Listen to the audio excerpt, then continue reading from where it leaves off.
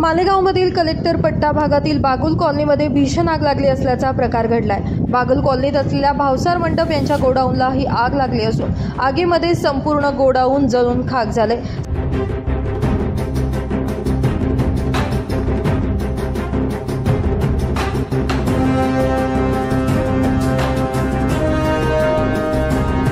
दरम्यान आग लागल्याची माहिती मिळताच अग्निशमन दलाचे 5 बंब घटनास्थळी दाखल झाले असून स्थानिक रहिवासी आणि अग्निशमन दलाच्या वतीने आग विझवण्याचे प्रयत्न सुरू आहेत। सुदैवाने या घटनेमध्ये कोणतीही जीवितहानी झाली नसली तरी भावसार मंडप यांचं लाखो रुपयांचं नुकसान झालंय।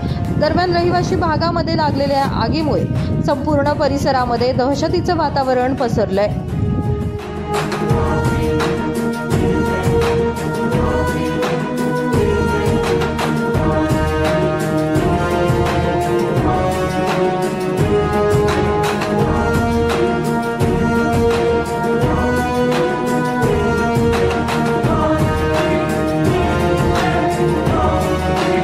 ब्युरो रिपोर्ट, माझा महाराष्ट्र न्यूज, मालेगाव।